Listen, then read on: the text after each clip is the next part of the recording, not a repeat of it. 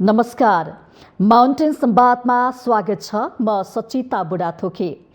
Mountain संवादमा आज हामी नेकपा एमालेको प्रथम विधान अधिवेशन सम्पन्न भएको छ। 3 दिनसम्म चलेको विधान अधिवेशनपछि अब नेकपा एमाले कसरी अगाडि बढ्छ भनिएको छ। यो विधान अधिवेशनपछि नेकपा एमालेको यात्रा तय हुन्छ भनेर आगामी यात्रा कस्तो रहला र सँगसँगै यसको औचित्य, यसको उपलब्धिहरू र कस्ता खालका विषयवस्तुहरू समेटिएका छन् त आज हामी यो विषयमा संवाद गर्नेछौँ र सँगसँगै देशमा सुख शान्ति समृद्धिको हामी सधैँभरि सपना छर्ने गर्छौँ। तर पनि अहिले परिस्थिति हेर्ने हो भने न सुख न शान्ति न समृद्धि केही पनि आएको जनताले महसुस गरेका छैनन्। आज हामी यो पाटोलाई पनि केलाउनेछौँ। सरकार गठबन्धनको सरकार बनेको छ तर पनि सुस्त छ, देश र जनताको पक्षमा केही गर्न सकेको छैन। त्यो विषयमा पनि हामी समीक्षा गर्नेछौँ। एमसीसी लगायत देशमा पछिल्लो समय घटेका आमूल घटनाका विषयमा पनि संवाद गर्नेछौँ र संवादको लागि हामीसँग हुनुहुन्छ पूर्व कृषि मन्त्री, प्रतिनिधि सभा सदस्य तथा नेकपा एमालेका प्रभावशाली नेता पद्मा अर्याल ज्यू। यहाँलाई स्वागत छ। हस्, धन्यवाद। आराम हुनुहुन्छ? हजुर, ठिकै छ। 3 दिनको दौडधुप सकियो है? अलिक फ्री हुनु भयो? व्यस्त हुनुहुन्थ्यो होइन? विधान महाधिवेशन सकेर आएको छु। कस्तो रह्यो यो 3 दिन? पार्टीको महाधिवेशन बडो उपलब्धिमूलक भयो, किनकि नेपाल कम्युनिस्ट पार्टीको इतिहासमा, एमालेको इतिहासमा पहिलो पटक यो पार्टीको नीति र विधिको सन्दर्भमा छुट्टै छलफल गर्ने महाधिवेशनको आयोजना पहिलो पटक भयो। त्यसैले यो आफैमा ऐतिहासिक छ र महाधिवेशनले जुन खालको छलफल गर्यो र निष्कर्ष निकाल्यो त्यो पनि दूरगामी महत्त्व राख्ने खालको छ। तसर्थ पूर्ण रूपमा सफल भएको छ। यसले एक खालको ऊर्जा, पार्टी पङ्क्तिभित्र ऊर्जा भर्नको निम्ति सफल भएको छ र एमाले भित्र जुन खालको अतिरञ्चित ढङ्गले प्रचार गरिएको थियो, एउटा विभाजनको प्रभावसित जोडेर, अर्को हिजो केही एजेन्डामा विमति राखेर बाहिर रहनुभएका र अहिले पार्टीको जिम्मेवारीमा संलग्न हुनुभएका कमेडहरूसित जोडेर जे खालको भ्रम सिर्जना गरिएको थियो, प्रचार गरिएको थियो, ती गलत खालका भ्रम र प्रचारहरूलाई चिर्नको निम्ति पनि यो महाधिवेशन सफल भएको छ। र यो महाधिवेशनबाट एमाले पङ्क्तिको कुरा मात्रै होइन, अरू राजनीतिक दलहरूलाई पनि एक खालको शिक्षा दिने काम गरेको छ भन्ने लाग्छ। जुन बन्द सत्रमा उपस्थिति थियो त्यो उपस्थिति भनेको अरू राजनीतिक पार्टीहरूले खुला सभामा पनि गर्न नसक्ने उपस्थिति हामीले बन्द सभामा गऱ्यौँ। यस्तो राम्रो व्यवस्थापकीय पक्ष होइन, अत्यन्त अनुशासित ढङ्गले हामीले त्यो महाधिवेशन सम्पन्न गरेका छौँ। महाधिवेशनको उद्देश्य मुख्य गरेर हाम्रो आगामी 5 वर्षको यात्रा के हो, दिशा के हो, राजनीतिक हिसाबले हामी कसरी अगाडि बढ्छौँ, साङ्गठनिक हिसाबले हामी कसरी अगाडि बढ्छौँ भन्ने विषयमा दिशा तय गर्ने विधान महाधिवेशन हो। त्यो चिजको निम्ति यो विधान महाधिवेशन सफल भएको छ र यहाँले जस्तो सम्पन्न भएको छ। यो 3 दिन चलेको प्रथम विधान महाधिवेशन जसरी सम्पन्न हुनुपर्थ्यो त्यसरी नै सम्पन्न भयो, उल्लासमय तरिकाले भयो भनिरहँदाखेरि अलिकति थोरै जोड्नु भएको थियो। विभाजन पछिको पहिलो महाधिवेशन, त्यसमा पनि असहमति पछिको, भनौँ न असहमति धेरै कुराहरू आए, हिजो पनि एजेन्डाहरू आए, इस्युहरू बने, अलिक गुडको महाधिवेशन भनेर पनि टिक्का टिप्पणी भयो, सोचेअनुसार भएन भनेर पनि त्यस्ता खालका कुराहरू आए। सत्यता कतिको छ यसमा? त्यसमा सत्यता छैन। महाधिवेशन आयोजना गरेको बोल्नकै निम्ति हो। कोही बोल्यो भन्दैमा त्यहाँ त विपत्तै रहेछ भन्ने कुरा हुन्छ र छलफलको निम्ति दस्तावेजहरू खुला गरिदिने, खुला भएका दस्तावेजहरूमा आधारित भएर छलफलमा भाग लिइरहँदा पार्टीलाई सुझाव दिइरहँदा अनि त्यसलाई नकारात्मक ढङ्गले हल्ला गर्ने र नकारात्मक ढङ्गले बुझ्ने कुरा हुन्छ र सबैका विचारहरू मन्थन गरेर नै अनि एउटा निष्कर्षमा निकाल्ने कुरा हो नि त। त्यसैले जुन पार्टीको केन्द्रीय कमिटीले प्रस्तुत गर्यो, पारित गरेर प्रस्तुत गरेको दस्तावेज थियो, त्यो दस्तावेजमा आधारित भएर त्यसलाई अझै परिष्कृत गर्नको निम्ति, पार्टीलाई अझै सुदृढ गर्नको निम्ति चिन्ताका साथ व्यक्त भएका जति पनि सकारात्मक विचारहरू छन् त्यसलाई पार्टीले सकारात्मक रूपमै ग्रहण गरेको छ, महाधिवेशनले सकारात्मक रूपमै ग्रहण गरेको छ। त्यो पार्टी अध्यक्षको मन्तव्यबाट व्यक्त भएको छ, सङ्गठनात्मक प्रस्ताव प्रस्तुत गर्ने महासचिवको मन्तव्यबाट व्यक्त भएको छ। अब विधानमा त बुँदा बुँदा अब हाम्रो सङ्गठन विभागको प्रमुख उपमहासचिव ज्यूले पनि त्यसरी प्रश्न पार्नु भएको छ र सबै अत्यन्त खुसीका साथ गडगडाट तालीले कहीँ विमति नआइकन पास भएर अगाडि भएको छ। त त्यसैले छलफलका क्रममा केही विषय उठ्नुपर्छ, त्यो त उठाउनकै निम्ति राखेको कुरा हो नि, यो स्वाभाविक कुरा हो। भनेपछि कसैको चित्त दुखाइ भएको छैन, सबै खुसी भएर चाहिँ यो विधान सम्पन्न भएको छ। हो, यो मेसेज, यही सन्देश हो नेकपा एमालेको? यही सन्देश हो। एमाले पार्टी एकताबद्ध छ। एमाले पार्टीले यो विधान महाधिवेशनमा जे दस्तावेजहरू अगाडि सारो त्यसलाई करतल ध्वनिका साथ एकमतले पास भएको छ, त्यसमा कसैको विमति पनि छैन, हैन? त्यसैले यो अब एमाले पार्टी अझ खदिलो, एकताबद्ध र सुदृढ भएर अगाडि जान्छ, बलियो भएर अगाडि जान्छ भन्ने म्यासेज प्रवाह गर्नको निम्ति सफल भएको छ। तर यो महाधिवेशनमा अलिकति देवत्वकरण गर्ने जस्तो देखियो, बोतलहरूमा अध्यक्षजीको फोटो टाँसियो, व्यापक रूपमा चर्चा आयो भयो नि, सकारात्मक नकारात्मक सबैले आफ्नो तरिकाले टिप्का टिप्पणी गरे। अब एउटा कुरा नि, कसैलाई मन पर्यो, हजुर, त्यो गर्यो, त्यो किन गरिस् भन्ने कुरा हुन्छ र पार्टीको कुनै वैधानिक फोरमबाट यसरी जाउँ भनेर निर्णय केही भएको छैन। सौजन्यकर्ताहरूले पार्टी अध्यक्षको फोटो टाँस्न मन लाग्यो, टाँसेर दिए। कुनै कम्पनी होला न, कुनै व्यक्ति होला न, सौजन्यकर्ताहरू उहाँहरूले आफ्नो लोगोसहित पार्टी अध्यक्षको फोटो राख्न मन लाग्यो, राखेर दिनुभयो। त्यसलाई त्यति धेरै हल्ला गरिरहनु पर्छ, त्यो आवश्यकता थियो र खर्च बढी भयो होला नि त, हैन? थिएन त उहाँहरूको कुरा हो नि, पार्टीले त सोच्नुपर्ने विषय होला नि त। एउटा अध्यक्षजीको एउटा व्यक्तिको फोटो टाँसेर, हैन? सौजन्य नै हो, त्यो चिज सौजन्य हो। कसैले यो महाधिवेशनमा सौजन्य गर्यो है, कसैले के गर्यो, कसैले के गर्यो, कसैले के गर्यो, त्यो भित्र कसैले पानी गर्यो। त्यो आफूले गरेको सौजन्यमा आफ्नो लोगो पनि राख्यो, आफ्नो कम्पनीको लोगो पनि राख्यो, प्लस पार्टी अध्यक्षको फोटो राख्यो। आवश्यकता थियो कि थिएन, त्यो सम्बन्धित व्यक्तिको कुरा भयो नि। हो त, तर विज्ञापन गरे जस्तो देखियो, सस्तो लोकप्रियताको लागि।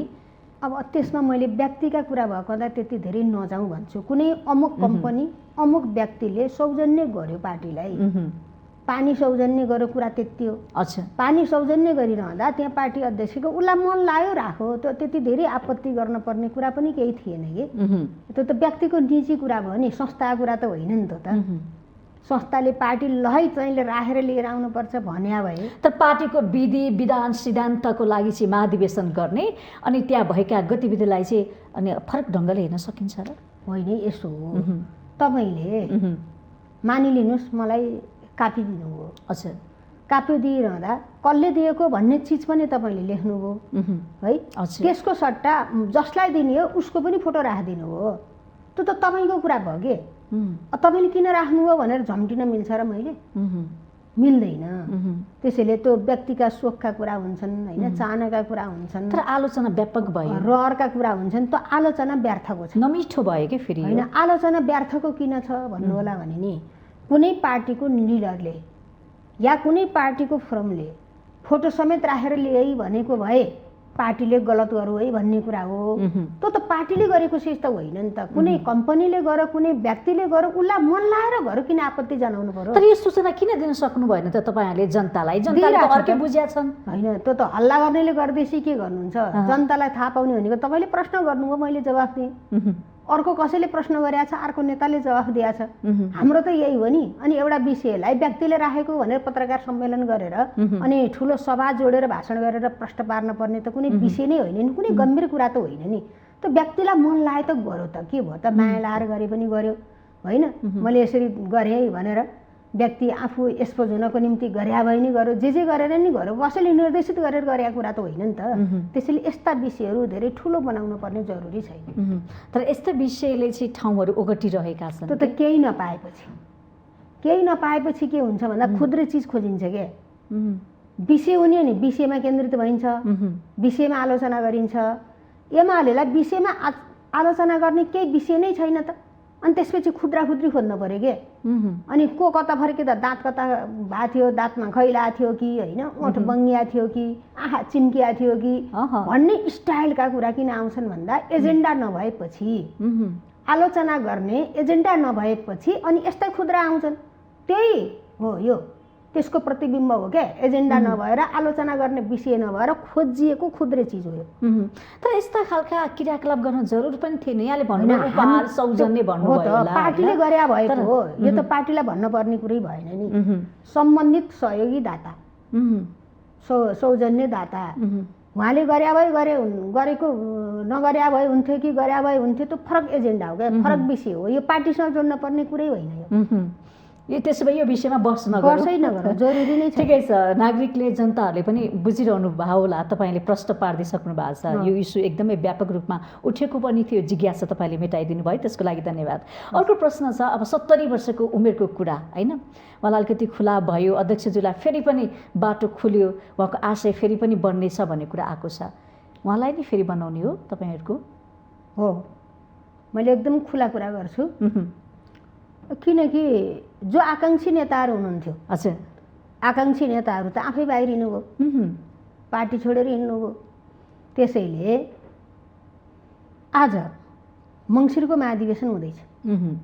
मङ्सिरमा पार्टीको महाधिवेशन हुँदै गर्दा मङ्सिरमा हुने महाधिवेशनमा एमाले पार्टीभित्र आज केपी ओलीको विकल्पको खोजी हुँदैन। आज पनि उहाँ हो त? त्यसो भए होइन, यो महाधिवेशनबाट उहाँ नै निर्वाचित हुनुहुन्छ। किन अरू नेता छैनन् त्यस्ता योग्य? हुनुहुन्छ, नेतृत्व स्थापित गर्ने कुरा, नेतृत्व विकास गर्ने कुरा पनि छ।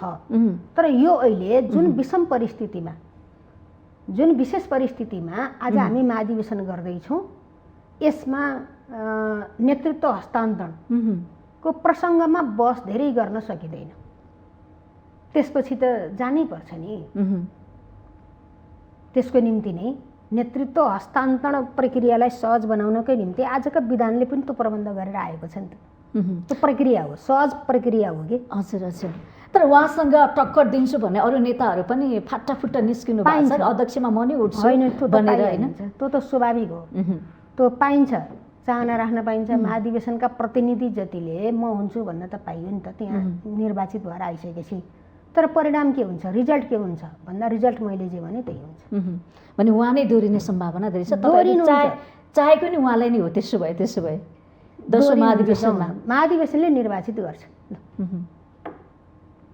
अनि अरूले पनि अवसर पाउनु पर्यो नि त। पाउनु पर्यो र त। अनि हामीले त किन भने नेतृत्व हस्तान्तरणको कुराहरू उठेको छ। 70 वर्ष किन राखेको त नि? 70 वर्ष उहाँलाई सजिलो बनाउनको लागि राखिएको हो। सिधा यही बुझ्ने त हो। सहज नेतृत्व हस्तान्तरण, दुई कार्यकाल अनि केन्द्रमा मात्रै भनेको छ र हरेक ठाउँ भनेको छ नि त। एउटा विधिबाट सहज ढङ्गले नेतृत्व हस्तान्तरणको निम्ति नै हामीले त्यो बनाएको नि त नियम। विधि त्यसरी बनाएका छौँ कि उहाँकै लागि भनेर बनाइयो होइन त। उहाँलाई अनि उहाँको निम्ति होइन, सबैको निम्ति हो, सबैको निम्ति हो। मैले फेरि भन्छु, यो महाधिवेशनको अध्यक्ष केपी ओली हो। उहाँ बिना अर्को कुनै विकल्प छैन। विकल्पमा छलफल छैन भन्दिनँ, यत्रो पङ्क्ति छ, विकल्प छैन। हिजो मदन भण्डारी नहुँदा पनि विकल्प भयो त, भएन? त्यसैले विकल्प छैन भन्ने कुरा होइन। जन्माउनु पर्छ होला नि त। जन्मिएकै छ, प्रक्रियाबाट आउँछ, त्यो प्रक्रियाबाट आउँछ। तर आज जुन महाधिवेशन हुँदैछ 10औं राष्ट्रिय महाधिवेशन, यो 10औं राष्ट्रिय महाधिवेशनबाट निर्वाचित हुने फेरि पनि केपी ओली ल जा। उहाँको त्यति धेरै महत्त्व छ। त्यसो भए आवश्यकता छ, आवश्यकता हो। अब अर्को कुरा गर्छु म, जस्तो कि त्यो 3 दिनमा जनताले पनि के भयो कस्ता कस्ता विषयहरूले प्राथमिकता पाए, एजेन्डा के रह्यो भन्ने पनि हुनसक्छ नि। अब खास गरेर यो आन्तरिक छलफलकै कुरा भयो। हामी राजनीतिक हिसाबले 9 राष्ट्रिय महाधिवेशनदेखि आजसम्म हजुर हामीले अवलम्बन गरेको दिशा, हामीले प्राप्त गरेको उपलब्धि र कमजोरीको हामीले सूक्ष्म ढङ्गले समीक्षा गरेका छौँ। हामीले के उपलब्धि हासिल गऱ्यौँ पार्टीको ठाउँबाट, सरकारको ठाउँबाट, होइन, यो पार्टी एकतादेखिका लगायतका विषयहरू त्यो। र त्यसमा पार्टी एकतासित जोडिएर अलिकति हामीले के भनेका छौँ भने पार्टी एकता उपयुक्त चिज थियो, त्यो आवश्यकता थियो, जे गरियो त्यो धेरै राम्रो गरियो, तर पार्टी एकतालाई जोगाउन नसक्नु कमजोरी हो भनेर प्रष्टका साथ हामीले त्यो पक्षलाई गरेका छौँ। अनि सरकारका कामको समीक्षा गर्दै हामीले सङ्घीयतालाई कार्यान्वयन गर्दै, संविधानमा उल्लेखित यति धेरै कानुनहरू निर्माण गर्दै विकास र समृद्धिको यात्रालाई पनि जुन रफ्तारका साथ, जुन तीव्र ढङ्गले अगाडि बढायौँ, यो चाहिँ हाम्रो सफलता हो, महत्त्वपूर्ण उपलब्धि हो। न कि कसैले यसरी यति छोटो समयमा यति काम गर्नै सक्थेन। ठोस निर्णय इन्डेक्सहरू सहित के क्षेत्रमा हामीले के उपलब्धि हासिल गऱ्यौँ त भन्दा हरेक इन्डेक्समा हामी अगाडि भयौँ। तथ्यले बताउने कुरा हो नि। त्यसैले यो सरकारको कार्यकाल उपलब्धिमूलक रह्यो। यद्यपि गर्न पर्ने धेरै थिए, हामी त्यो अभियानमै थियौँ, हामीलाई डिस्टर्ब भयो, तर पनि जति गर्न सकियो त्यो उपलब्धिमूलक काम गरियो भन्ने ढङ्गलाई हामीले विश्लेषण गरेका छौँ। अब त्यसपछि राजनीतिक शक्ति सन्तुलनका कुरा, हाम्रा अन्तर्राष्ट्रिय स्थितिका कुरा पनि हामीले एकदमै सूक्ष्म ढङ्गले व्यावहारिक हिसाबले त्यसको विश्लेषण गर्दै निष्कर्ष निकालेका छौँ। त्यो विगतको पनि निकालेका छौँ र अब 5 वर्षको बिचमा हामी कसरी जान्छौँ त, हाम्रो दिशा के हो त, यात्रा के हो, हाम्रो यात्रा के हो, राजनीतिक यात्रा के हो भन्ने कुरालाई पनि हामीले सुस्पष्ट रूपमा अगाडि बढाएका छौँ। अहिले मैले त्यो सबै कुरा भन्न सक्दिनँ। हजुर, अब सङ्गठनात्मक क्षेत्रको कुरा गर्नुहुन्छ भने सङ्गठनात्मक क्षेत्रमा हाम्रा समस्या के हो? खुला परिस्थितिमा हिजो एक खालको पार्टीको जुन राज्य व्यवस्थाले प्रतिबन्धित गरेको अवस्थाका हाम्रा जिम्मेवारी, हाम्रा दायित्व एक खालका थियो।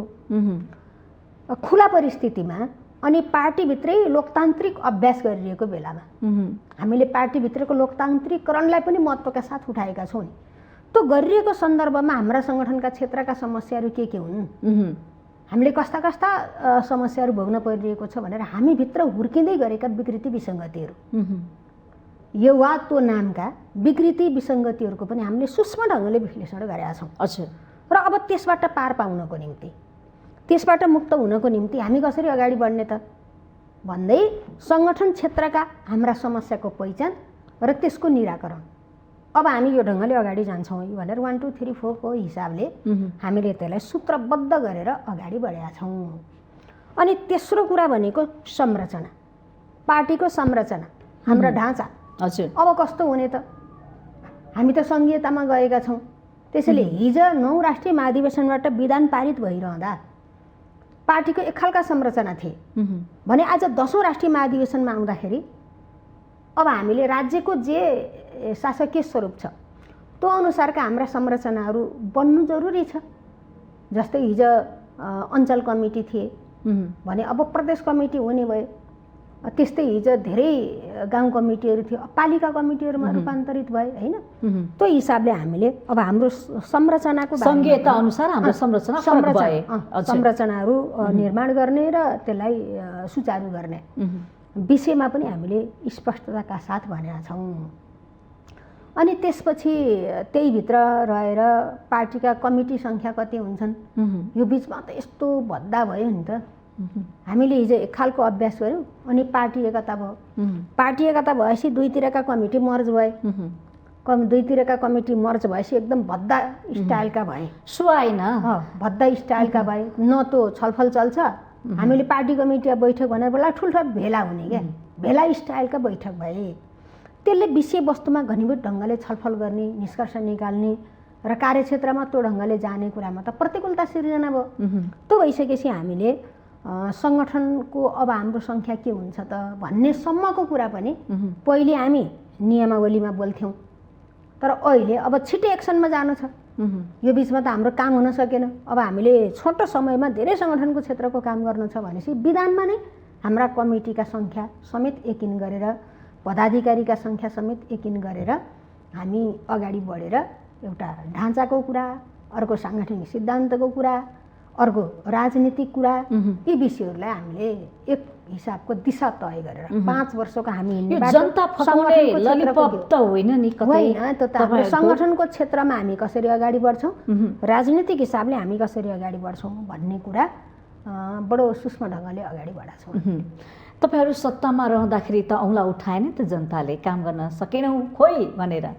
जनताले औँला उठाएन। मैले एकदमै क्लियरका साथ भन्छु, जनता तल गाउँमा छ। तपाईँ हरेक गाउँमा जानुहोस्, हरेक गाउँमा जानुहोस्। हिजो हाम्रो सरकार बन्नु पूर्व के थियो र यो 3 वर्षमा के भयो, हरेक गाउँमा जनताले अनुभूत गर्ने गरी काम भएको छ। यो परिस्थिति निर्माण गर्ने त ओलीजी नै हो भन्छन् नि त, बुझ्ने त्यसरी भनिरहेका छन्। मैले त यहाँलाई चित्त दुख्ला, मेरो कुरा चित्त दुख्दै नमिठो लाग्ला। मलाई चित्त जनताको प्रश्न, जनताको गुनासो त एउटा आशा लागेको नेताहरूसँगै हुन्छ होला नि त। नेकपा एमालेलाई त्यतिकै मध्येको त होइन होला। ठिक छ, एकदम तपाईँले जेन्युन कुरा उठाउनु भयो। त्यो जनताले भनेका छन् भन्ने हल्ला गरिदिने केही सीमित तत्त्व हो, त्यसका पछाडि म धेरै लाग्दैन। एक ढङ्गले ठिकै हो, ओलीजी हो। ओलीजीले काम नगरेको भए, ओलीजीको नेतृत्वमा चुच्चे नक्सा नआएको भए, ओलीजीको नेतृत्वमा पूर्वाधार विकासको अभियानै नचलेको भए आज तपाईँ हिजो हामी सौभाग्य पनि ठान्छौँ क्या।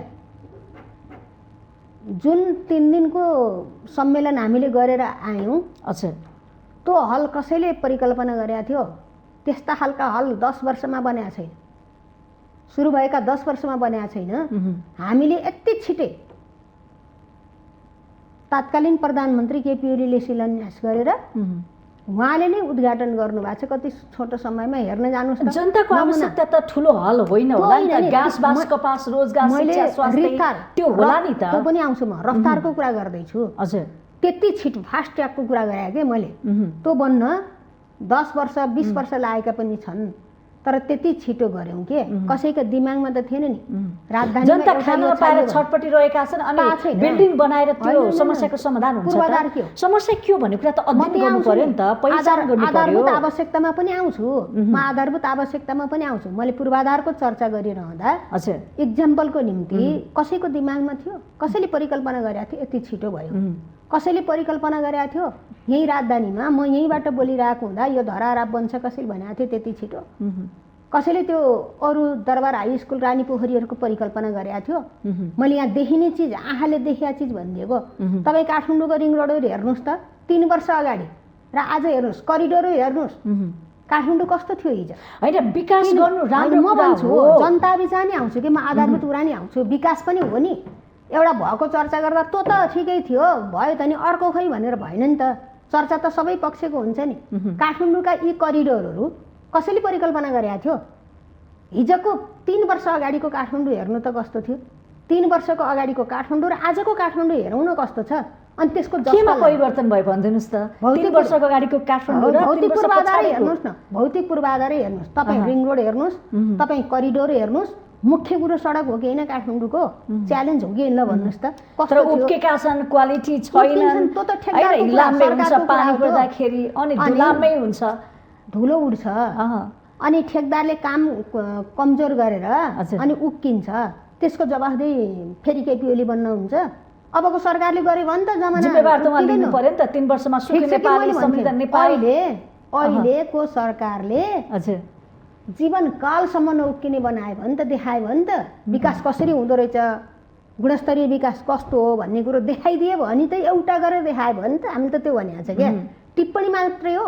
सरकारमा जानेहरूको दायित्व हो टिप्पणी मात्रै गर्ने हो कि आफूले काम गर्ने हो? खै सिनको बाँचेको यतिका समयसम्म तर नेकपा एमाले प्रति त धेरै आशा गरेका थिए नि त जनताले, भरोसा गरेको थियो। तपाईँले सपना बाँड्नु भएको थियो घर दैलोमा पुगेर।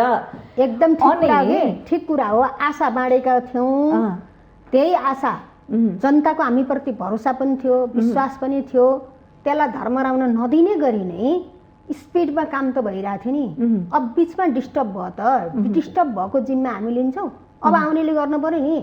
राज्य निरन्तर चालक त ओलीजी नै हो नि त, ड्राइभरको हैन, गाडीको चालक त उहाँ, चाबी त उहाँकै हातमा थियो। डिस्टर्ब कसले गर्यो उहाँलाई? के भएन त, म त्यही आउँदै थिएँ। हजुर हजुर, के भएन त भन्नु पर्यो। हजुर, तपाईँले डिस्टर्ब कसले गर्यो भन्ने म आउँछु। प्रसङ्ग अलि फरक ढङ्गले आयो कि तपाईँको अर्को थियो। हजुर, पूर्वाधारको जुन कुरा गर्नुभयो नि, हजुर हजुर, यो आधारभूत आवश्यकताको कुरा, स्वास्थ्यको क्षेत्रमा इतिहासमा कहिल्यै भए?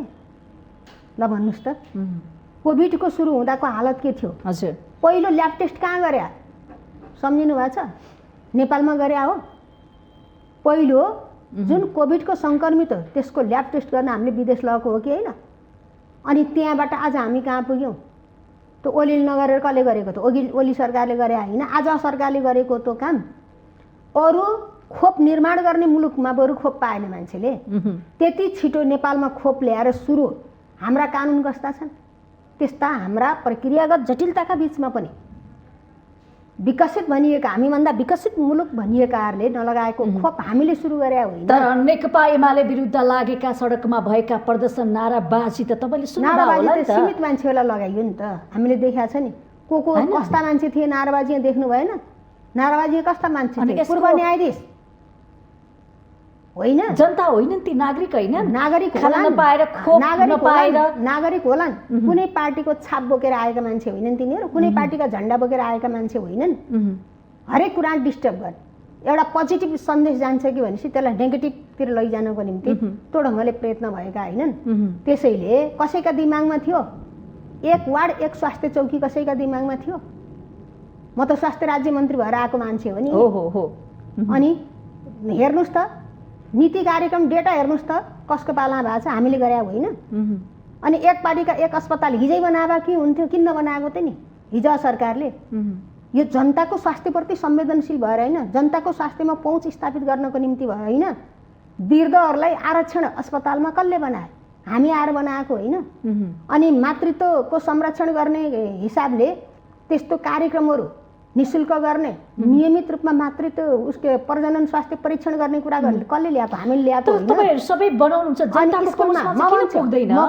म भन्छु आज विद्यालयमा ती बालिकाहरू महिनावारीको कारणले स्कुल आउन बन्द भएको थियो। हजुर, तिनका झोलामा सेनिटरी प्याड पुर्याउने केपी ओली सरकार होइन, हामी होइन। अनि फुर्ती लाएर हुन्छ, खाजा खान नपाएर पेट कुक्याउँदै त्यो बालकहरू जानुपर्ने स्थिति थियो। त्यसलाई दिवा सेवा खाजा उपलब्ध गराउने काम केपी ओली सरकारले गरेको होइन, अर्को सरकारले गरे हो। के हो यो? जनताका आवश्यकता भनेको के यिनै होइनन्? अनि वृद्धको कुरा गर्नुहुन्छ भने मैले अलिकति अहिले चर्चा गरेँ, भत्तादेखि लिएर सारा गराउने यही सरकार हो कि होइन? अशक्त अपाङ्गहरूलाई सम्बोधन गर्ने नेकपा एमालेको सरकार होइन।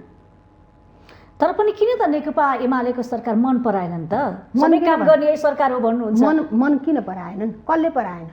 मन नपराएको पहिलेको जनताले लहर थियो नि, जुन जनताले नेकपा एमाले प्रति, अहिले हेर्नुस् त तपाईँ आज पनि छ। के हो परीक्षण? निर्वाचन होइन, कुर्नुस् न निर्वाचन भन्छ। निर्वाचन नेकपा एमाले लोकप्रिय हुँदै गयो। नेकपा एमाले या नेपालको कम्युनिस्ट पार्टीहरूप्रति जनताको आकर्षण बढ्दै गयो भनेपछि आज यो धरतीको तागतले हो। आज विश्वको तागत प्रयोग गरेर केपीएलले फाल्या होइन।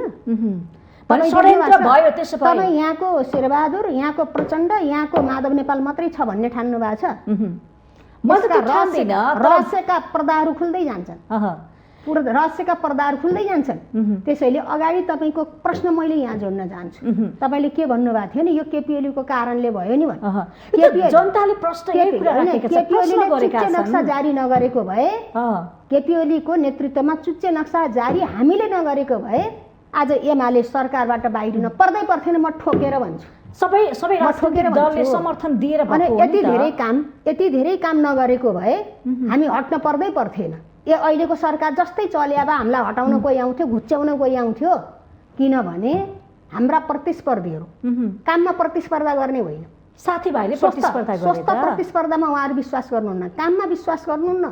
त्यसपछि अब काम गर्दै गयो, यसको लोकप्रियता बढ्दै गयो भन्ने भएपछि अब एउटै हो प्रतिस्पर्धा गर्न नसि हटाइदिने, काम गर्ने ठाउँबाट गलत्याइदिने, फाल्दिने भनेर काम गर्ने ठाउँबाट फाल्दिनु भयो। त्यति मात्रै होइन, केपिओललाई फाल्ने मात्रै होइन, केपिओलले ल्याएका राम्रा काम पनि फ्याँक्दिनु भयो, विकासका काम पनि फ्याँक्दिनु भयो। कसले गर्यो? यही सरकारले गरेन। तपाईँहरू अस्ति हेर्नु भएन बजेट, 1400 सडक एक पालिकादेखि अर्को पालिकालाई जोड्ने सडक आज खाँचो छैन। त उहाँहरूले गर्न पर्दैन? ती सडकहरू केपिओलले ल्यायो। अब केपिओललाई जो निर्वाचनमुखी प्रचारमुखी बजेट ल्याउनु भयो नि त, अलिकति अनावश्यक भयो भने जनताले भने। यस्ता गलत कुरा तपाईँहरूले जनता ठाउँबाट उभिएर भन्नु पर्यो के? नेता भाषा जनताकै कुरा गरिरहेछौँ हामीले। जनता कुरा गरेको हो भने एउटा दुर्गम गाउँ छ, अर्को दुर्गम गाउँ छ, दुईटा पालिका छन्, त्यो दुईटा पालिकालाई जोड्ने त्यो लोकप्रिय बजेट हो कि आवश्यकता हो? चाहिने भन्दा बढी ऋण लिनु छ अनि बजेट चाहिँ चाहिने भन्दा आकार ठुलो बनाएर हामीले सहजता सिर्जना गर्यौं भने सक्छौं त। त्यो पनि त हेर्नु पर्यो नि। यातायातको सहजता निर्माण गर्यौं, हामीले गाउँलाई बजारसित जोड्यौं भने हाम्रो आम्दानी त्यसै बढ्छ। हामी सधैँ भिख माग्न पर्दैन के? कृषिमा हेर्नुस् न, खोइ तपाई कृषिमा हुनुहुन्छ। म कृषि मन्त्री हो, म जवाफदेही लिन्छु। हजुर, तपाई 3 वर्ष अगाडि कृषि कहाँ थियो अनि 3 वर्ष पछाडि आज कृषि कहाँ छ? उत्पादनको हिसाबले खाद्यमा बढेको छ, खाद्यमा बढेको छ, पशुमा बढेको छ। हजुर, डेटा हेर्ने होला नि। त्यो डेटा त हामीले बनाइदिएको डेटा हो र यहाँ तथ्याङ्कले बनाएको डेटा हो नि। त्यसैले कृषिमा गर्नुपर्ने धेरै छ, कृषिमा गर्नुपर्ने धेरै छ। मैले थालनी पनि गरेका थिएँ, योजनाबद्ध ढङ्गले 1 2 3 4 गरेर मैले सुरु पनि गरेका थिएँ। तर हामीले हेऱ्यौँ, हिजोको र आजको तथ्याङ्कलाई हेऱ्यौँ भने हामी बढोत्तरी छ, उत्पादनमा हाम्रो बढ्या छ। उत्पादन बढ्ने होइन, कृषिको काम उत्पादन वृद्धि भएको छ। त्यसो भए यसको अर्थ उत्पादन वृद्धि नभए आत्मनिर्भर घोषणा हुन्छ? तपाई पशुको क्षेत्रमा आत्मनिर्भर भयो हामीले गरेनौँ त। अस्ति माछा, मासु अनि दुधजन्य पदार्थहरुमा त्यसमा होला के आत्मनिर्भर के हो? त्यस्तो नगर्नु नि तपाईहरु। तपाईहरु जस्तो बौद्धिक मान्छेहरु हो, त्यसमा होला अर्को खै भन्ने होइन। ठिकै, तर उपलब्धि सबै कुरामा हुनु पर्यो नि। जस्तो खाद्य चामलमा हुनु पर्यो। अनि एकैचोटी हुन्छ, एकैचोटी हुन्छ, स्टेप बाइ हुँदैन, स्टेप बाइ हुन्छ। अनि हामीले भने हैन, अस्तिको हाम्रो कार्यक्रम हेर्नुस्, त मैले ल्याछु। अबका 5 वर्षमा कृषि पूर्ण ढङ्गले आत्मनिर्भर बन्ने भनेर एउटा वार्षिक क्यालेन्डर छ। 2 वर्षमा केमा, 3 वर्षमा केमा, 4 वर्षमा केमा, 5 वर्षमा केमा आत्मनिर्भर बन्ने भनेर हामीले लिएर आएको छैन। योजनाबद्ध हो नि त आत्मनिर्भरताको दिशातर्फ जाने भनेको। कृषिको व्यवसायीकरण, कृषिको औद्योगिकरण है, मेसिनीकरण र अनि बजारीकरणको कुरा हामीले ल्याएनौँ। इजरायलको प्रविधि ल्याएर उत्पादन बढाउने कुरा हामीले गरेनौँ। मलाई गर्नुहुन्छ त्यो प्रश्न सुहाउँछ? तपाईँ सूचनाबाट वञ्चित हुनुहुन्छ। होइन, त्यही पनि त। तर त्यो समस्या त छ नि किसानको। त्यो समस्या समाधान गर्न मैले के गरेँ ल भन्नुहोस् त। तपाईँ कति सूचना हुनुहुन्छ? तपाईँले गर्ने प्रयास पहल त छँदैछ, तर पनि वास्तविक किसानले पाउनुपर्ने अबको ठेक्का म लिन्छु त। अबको ठेक्का म लिन्छु। तपाईले गरेका जुन कामहरुको बारेमा त हाम्रो सिस्टम, हामीले गरेका काम पछ्याएर गए त सदालाई समाधान हुने गरी ल्याइदिया छ त हामीले। जिम्मेवार हो नि तपाई त। हामीले जिम्मेवार भएर म भन्दैछु, म जाने बित्तिकै तत्कालको समस्या समाधान भयो। कहीँ सुन्नुभयो? कहीँ सुन्नुभयो? आए त्यस्ता त्यो काम नगरेको कुरा होइन। मल खै भन्नुभयो। म गएपछि मलको आवाज कहीँ आयो? सम्बोधन गरे। यो सरकारलाई पनि आनन्द न्यानो भएर बस्यो, यो अहिले पनि भइरहेछ। अब के हो भन्ने कुरामा मैले मध्यकालीन समस्याको समाधान भनेर हामीले इन्डियासित 10 वर्ष G2G गर्ने भनेर प्रक्रिया अगाडि बढाएर दिल्ली पुगेको होइन हाम्रो कागजपत्र। अनि हामीलाई फालेपछि अर्को सरकारले गर्न परेन त्यो काम। अनि वार्षिक क्यालेन्डर कुन सिजनमा कति, यो सिजनमा यति, यो सिजनमा यति, यो सिजनमा यति भने 3 सिजनमा यति यति वार्षिक रूपमा उपलब्ध गराइदिन पर्छ भनेर हामीले बहुवर्षीय G2G सरकार टु सरकार सम्झौता गर्ने भनेर अगाडि बढाएको होइन। हजुर। अनि दीर्घकालको समस्या समाधानको निम्ति कारखाना खोल्ने भनेर बजेटमा आएको कुरा तपाईँले भुल्नुभयो होइन। सबै कुरा आए, धेरै कुरा हो त, नआएका भन्ने कुरा हामी होइन। भएको भए- तर कार्यान्वयनमा चुनौती छ। कार्यान्वयन किन हुन सक्दैन कार्यान्वयन किन समयमा? हुन सकेन भन्नु होला नि। हामी त्यहीँ भएको भए सुरु भइसक्थ्यो सबै काम। फालिदिया छ, हामीलाई फ्याँकेपछि कामै गर्न दिएनन् तपाईँहरूलाई, यसको अर्थ भन्नु खोज्नु मात्रै। यस्तै राम्रो खालका काम ल्याएपछि हामी हट्न पर्यो। हामी हट्न परिसकेपछि अबको यो सरकारले ट्याक्कै के आफ्नो प्लान ल्याएर अगाडि बढ्न पर्यो। आफ्नो प्लान ल्याउन नसक्ने हो भने हिजोको विगतको सरकारले ल्याएका यस्ता राम्रा सारा किसानसित जोडिने कुरा किन छोड्न पर्यो? त्यसलाई निरन्तर दिएर अगाडि बढे त समस्याको समाधान हुन्छ नि। त्यसैले अहिले पनि यो खुबिया भन्छु कि मैले, एक खालको के खालको हो? आज कहीँ सरकारमाथि प्रश्न उठाउनु भएको छ?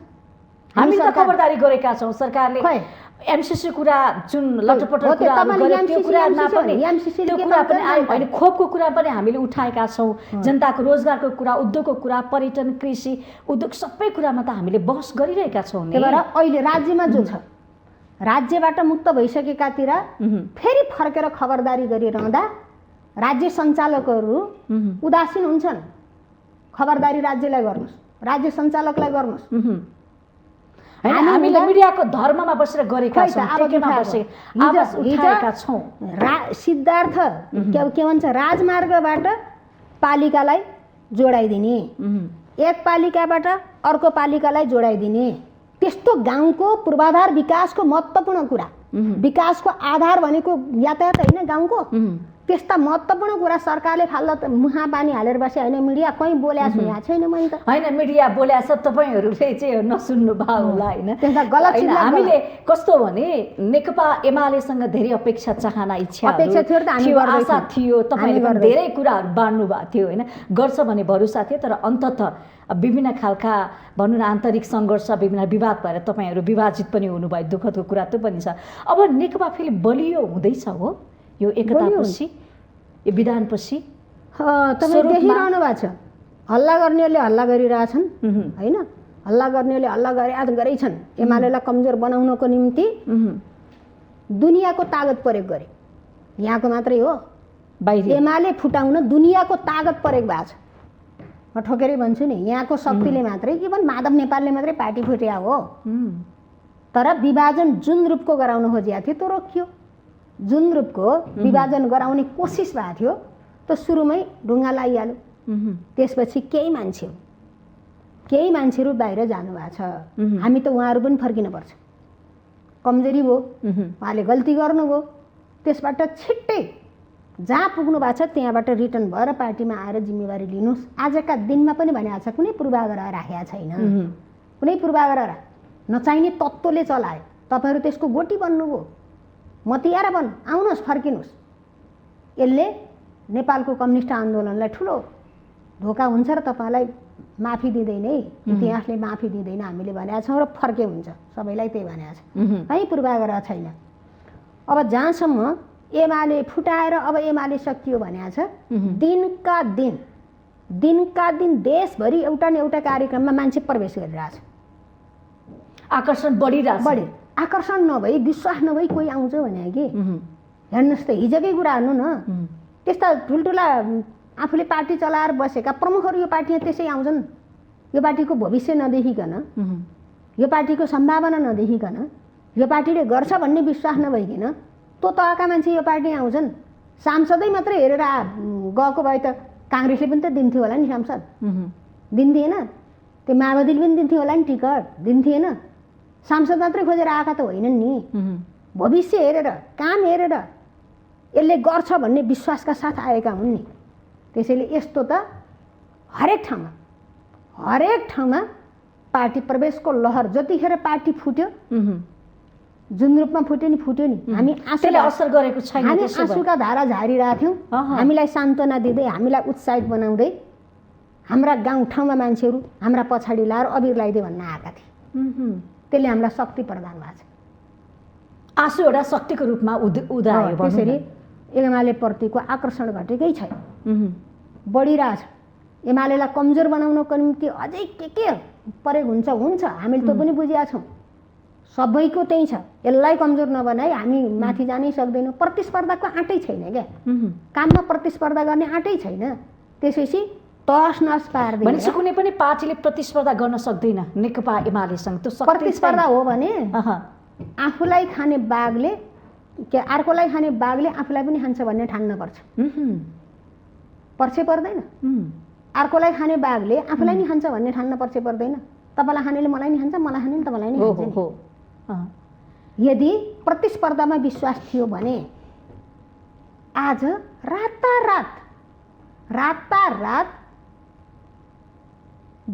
अध्यादेश ल्याएर एमाले फुटाउने प्रयोजनकै निम्ति चलिरहेको सदन स्थगित गरेर, चलिरहेको सदन भोलिको बिजनेस के भनेर घोषणा भइसकेको सदन स्थगित गरेर राति बैठक बसेर अध्यादेश ल्याएर भोलिपल्ट संसदको निम्ति यति बजे चल्ने भनेर भनेको त्यो संसदको टाइम अगाडि नै अनि त्यसपछि त्यो अध्यादेश पास गराएर 24 घण्टा नबित्दै पार्टी फुटाएको हो कि होइन? नम्बर 1। त्यसपछि अब त्यो त गलाबासो हुन्छ। हजुर, गलाबासो हुन्छ। सबै पार्टीमा डिबेट छ, बहस छ, छलफल छ नि, सबै चित्त बुझिया छ र महाधिवेशन आइरहेछ काङ्ग्रेसको।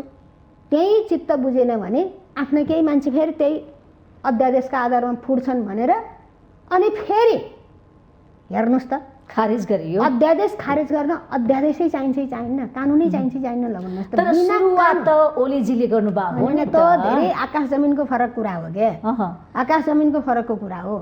ओलीजीले जतिखेर अध्यादेश ल्याउनु भयो त्यतिखेर संसद चलेको थिएन। संसद नचलेको बेला अध्यादेश ल्याउने सरकारको राइट हो, पाइन्छ। अहिले निलम्बन गर्ने पनि संसद चलेकै बेला।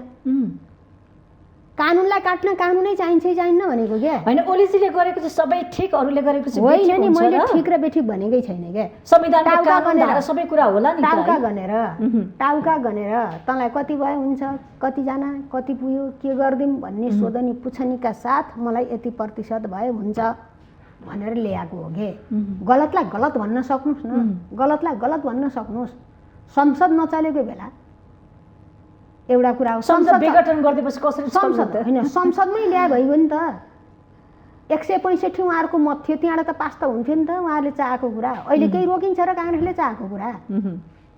ल भन्नुहोस् त। यो सरकारले केही ल्याउन चाह्यो भने संसद अवरोध छ र सिकाएको त ओलीजीले हो नि त। यसरी जाने, यसरी केही समस्या आइपर्यो यसरी फुटाउने भन्ने कुरा त त्यो वाहियात कुरा मैले फेरि दोहोऱ्याएर भन्छु। त्यो अध्यादेशसित यो अध्यादेश तुलना गर्नै मिल्दैन। गलतलाई गलत भन्नुहोस् कि गलतलाई गलत भन्नुहोस्।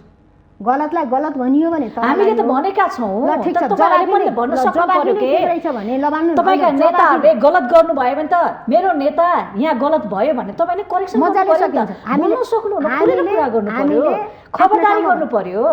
कमजोरी भठा भन्छौँ, नभन्ने कुरै छैन। किन डराउने कुरै छैन नि त। तर सबै विषय सबै सार्वजनिक गर्नुपर्छ भन्ने हुन्छ? आन्तरिक कुरा हैन। गोपनीयता होला तर कसरी छत्ताछुल्ल भइदिए हेर्नुस् त। तपाईहरु त आफूलाई सम्हाल्न सक्नु भएन, पार्टीको विवाद देख्नु भयो होला नि। हेर्दै जानु न, सम्हालिन्छै सम्हालिन्न। म धेरै भविष्यको धेरै चर्चा गर्दैन, तपाई हेर्दै जानुस् न। ठिकै छ, देखिने ठाउँ त आउँदैछ नि त, आउँछन् नि त। अब त्यही दिशातर्फ हामी जाँदैछौँ। अब अहिले पनि संसदमा हेर्नुस् जसका जे उद्देश्य हुन् हजुर त्यो पुरा हुनेवाला छैन। जसका जे उद्देश्य हुन्, एमाले छिन्नभिन्न बनाउने, एमाले कमजोर बनाउने अनि हालिवाली आफैले गर्ने भन्ने जे हो, यी सपना बिचरा पुरा हुनेवाला छैन। जनताले हेरेर डुवाकेर बसिरहेछ कहिले आउँछ पालो भनेर, त्यहाँ भविष्यले देखाउँछ। अनि संसदमा रोहिलो के हो त यो? चलन नदिने, नाराबाजी गर्ने, सभामुखप्रतिको आक्रोश। संसदमा तपाईँ भन्नुहोस् न, तपाईँले कता छिस्स विधिका कुरा उठाउनु भएको थियो, कानुनका कुरा उठाउनु भएको थियो। दलीय सिस्टममा दल नै सर्वेसर्वा हो। दलले टिकट दिएर निर्वाचित भएर गएका मान्छेहरूले दलको हित विपरीत काम गर्न पाइन्न। दलको अनुशासनहीनता अहित हुने गरी अनुशासनहीन गतिविधि गर्न पाइन्न। के गरियो त्यो त गतिविधि त छर्लङ्ग छ नि त हैन। अनि त्यस्ता गतिविधि गर्ने जुन दलको सदस्य हो, जुन दलको टिकट हो, त्यो दलकै पार्टी अध्यक्षलाई सरकारको विश्वासको मत नदिने, अनि त्यस्ता मान्छेलाई अनुशासनको कारबाही, दलको हितको विपरीत काम गरेको आफ्नो पार्टीको अध्यक्ष प्रधानमन्त्रीलाई विश्वासको मत नदिए बापत यो पार्टीबाट कारबाही गरिएको छ, उहाँहरू यो दलको सदस्य बन्नु भएन, यो सूचना टाँसिदिनुहोस् भनेर पठाएको। त्यहाँ विशेष अधिकार छ सभामुखलाई? कहाँ छ विशेष अधिकार? मैले त आफ्नो अधिकार प्रयोग गरेको छु, मैले कुनै पनि त्यही गलत कुरा हो, त्यही गलत कुरा हो। यो सेटिङ भनेर हामीले त्यसै भनेका छौँ। सेटिङमा सारा सेट देख्नु भएन, सेटिङ देख्नुभयो नि। अनि अदालत आजसम्म यो हो भनेर भन्न सक्दैन, सेटिङ होइन। ल हुन्छ नि, कहाँ लाने हो, के कारबाही गर्ने गरे हुन्छ नि। हामी त अन्यायका विरुद्धमा आवाज उठाएर आएका मान्छे हौँ क्या। आफू कहाँ पर्लिएर नाफा घाटा हेर्दैन मान्छेले। भने सभामुखले पनि तपाईँहरूमाथि अन्याय गरेको छ? सभामुख त लायकै छैन, सभामुख हुन लायक मान्छे होइन, ऊ पोलिटिक्स गर्ने मान्छे हो। ऊ चाहिँ तटस्थ हुनुपर्छ, बिचमा राखेको किन? सत्तापक्ष प्रतिपक्षको बिचमा राखेको तटस्थता होइन कुर्सी। उसले त कुर्सीको गरिमा त फालिसक्यो हो। बैठक सुरु भयो, मान्यज्यू भन्दैमा हुन्छ। सभामुख पनि सभामुख हुन लागेको भूमिकाप्रति चित्त बुझाइ छैन तपाईहरु? सभामुख अब राजीनामा मागिरहनु भएको छ। तपाईँ चाहिँ कहिनेर अच्छा कत्रा आन्दोलन भए सुभाष नेमाङलाई कसैले औँला उठाउन सक्यो ल भन्नुहोस् त? बहुदलपछि सम्भवतः सबभन्दा बेसी सभामुख उहाँ बन्नुभयो कार्यवधिको हिसाबले। कसैले प्रश्न उठाउन सक्यो? कसैले औँला ठडाउन सक्यो? समय सान्दर्भिक कुराहरू होला। अनि योभन्दा त धेरै ठुला पनि भयो नि। हजुर, योभन्दा ठुल्ठुला घटना पनि घटे, तर पनि कसैले औँला ठडाउनु। त्यो गरिमामा मान्छे सधैँ पुग्दैन के पदमा, सधैँ पुग्दैन। पदमा हुँदा के गर्छु भन्ने कुरा हो क्या। पक्षधर्ता लिने हो भने निष्पक्ष काम गर्ने ठाउँमा जाने, पक्षधर्ता लिने हो भने धर्मले दिँदैन क्या। अब एउटा कुरा ठिक छ, संसदमा तपाईहरुको त्यसरी मैले भन्नु खोजेँ, संसदको अवरोध भनेको त्यही हो। हामीले दलका सदस्यलाई यो यो यो यो भएमा दलको सदस्य हटाउन सक्ने भन्ने हाम्रो दलको विधान अनुसार अनि मुलुकको संविधान अनुसार कारबाही गरिसकेपछि त्यहाँ विशेष अधिकार प्रयोग गरेर तिनलाई सदस्य कायम राखेर पार्टी फुटाउने तागत कहाँबाट आयो त नि त? सभामुखले जवाफ दिनुपर्छ कि इतिहासमा। आज त मन परि गयो, जवाफ मागिरहनु भएको छ तपाईहरु, किन दिँदैनन् जवाफ? आज त गरुन् केही छैन, 2-4 वर्ष के हुन्छ र केही पनि हुँदैन क्या। हिजो पनि प्रतिपक्षमा बसेकै हो, प्रतिपक्षमा बस्नु पर्यो, कुनै कुण्ठा छैन, कुनै हिनाताबोध छैन। हामी आफ्नो खेती गरेकै छौँ। आन्दोलन र उत्तेजना जस्तो अलि उश्रृङ्खल जस्तो केटाकेटी पारा देख्यो नि त प्रतिपक्षको पनि। मान्छेलाई रिस त उठ्छ नि, जसलाई विशेष अधिकार परिपक्व पार्टी हो नि त नेकपा एमाले भनेको, सबै पार्टी भनेर हामीले चिन्ने गरेको बुझ्ने गरेको परिपक्व पार्टी हो। त्यो विषयमा पार्टी अध्यक्षले निर्देशन गर्नु भएको छ। निर्देशन गर्नु सुरुमा उत्तेजना हो, स्वाभाविक हो, मान्छेलाई रिस उठ्दैन। जे पार्टी गर्न पाइन्छ पदमा बसेर, सत्ता छ भने शालीनता, त्यो धैर्यता, त्यो संवेदनता त एउटा सांसदमा हुनुपर्ने हो नि। सांसद तपाईँ सभामुखले त्यतिकै त जनताको प्रतिनिधि भएर पठाएको होइन। सभामुखले गरेको मनपरीको बारेमा प्रश्न गर्नु न, उसले के सिकाएछ? हजुर हजुर, सभामुखको पदले के सिकायो? ठिक छ, हामी के अरे कार्यक्रमको अन्त्यमा आइसकेका छौँ होइन। अन्तिममा नेकपा एमाले देश र जनताको लागि अबको दिनमा के गर्छ, छोटो मिठोमा भनिदिनुहोस्। हामी अलरेडी छौँ।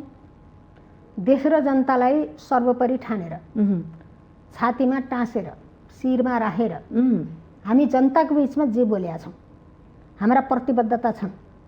त्यो पार्टीका घोषणापत्र मार्फत छन्, पार्टीका कार्यक्रम मार्फत छन्, अनि चुनावी घोषणापत्र मार्फत छन्।